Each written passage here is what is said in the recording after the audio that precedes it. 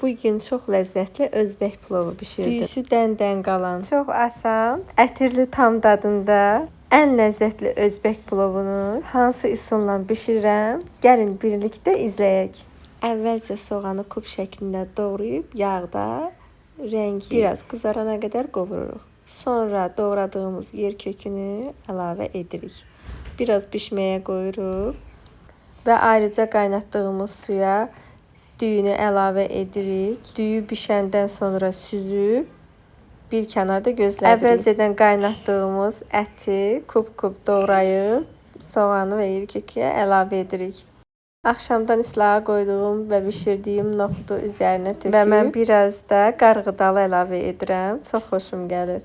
Süzdüyümüz düyünü əlavə edirik üzərinə.